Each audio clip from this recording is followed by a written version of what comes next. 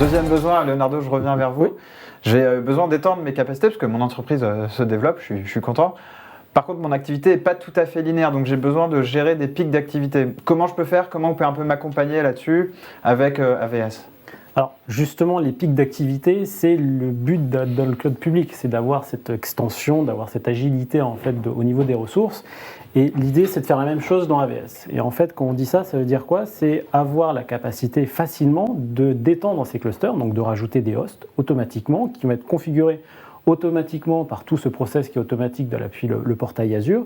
Et dès que le besoin n'est plus là, si c'est un besoin saisonnier, je peux retirer ces hosts. Donc en fait, on est capable de faire ce qu'on appelle de la scalabilité linéaire. Donc je rajoute ou je enlève des hosts de manière fluide, sans aucune interaction dans un data center, sans contacter un tel support, etc. Je suis complètement autonome parce que je le fais depuis mon interface Azure.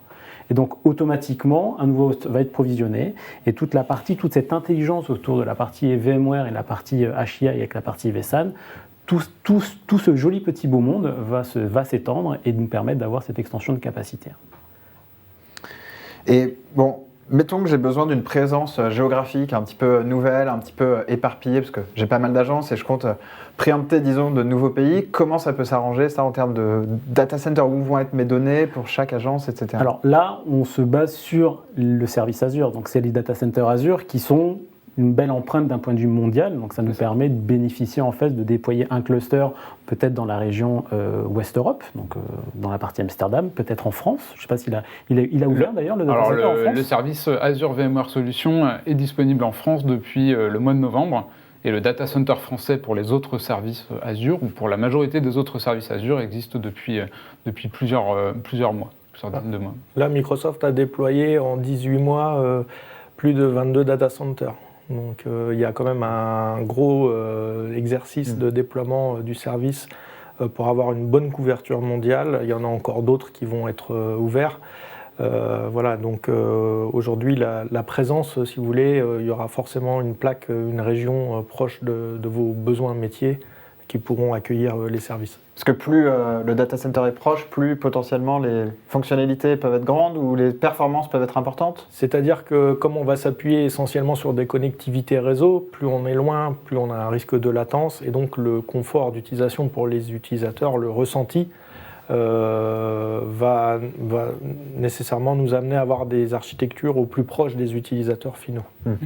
Oui, il y a des workloads qui se prêtent bien à traverser l'Atlantique, il y en a d'autres très peu, et pour les workloads sur lesquels les gens travaillent quotidiennement avec beaucoup de données, la proximité géographique est très importante, et là on parle de la latence réseau, et à partir du moment où on change de plaque continentale en général, c'est une image, hein, c'est pas systématiquement le cas, mais quand on change de plaque continentale, on ajoute quelques millisecondes qui peuvent être très préjudiciables à l'utilisateur final et au ressenti de l'application, voire même au fonctionnement de l'application.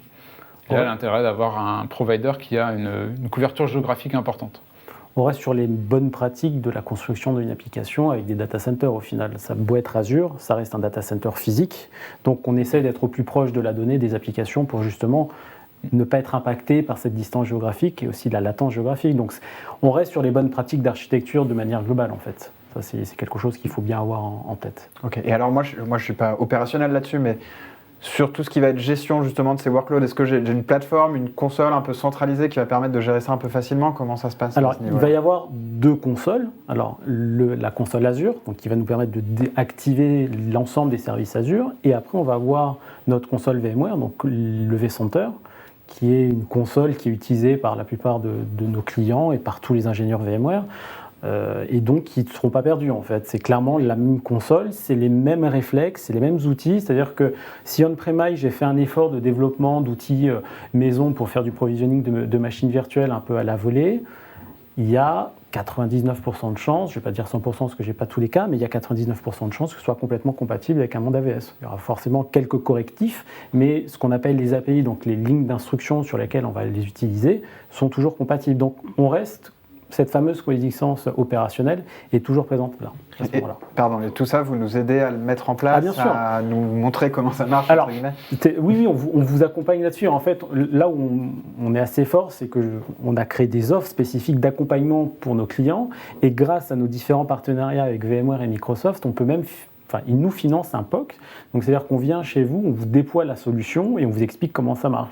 Et donc on peut justement tester toutes ces fonctionnalités de migration à chaud. Et vu que finalement on dit que c'est un POC, donc on va tester la solution. Si demain la solution vous plaît, en fait on la met en production parce qu'on ne va pas y avoir de différence d'un point de vue d'une plateforme de production, de non-production. C'est toujours le même standard d'un point de vue Azure et de la partie AVS. Pardon, vous vouliez ajouter quelque chose chacun?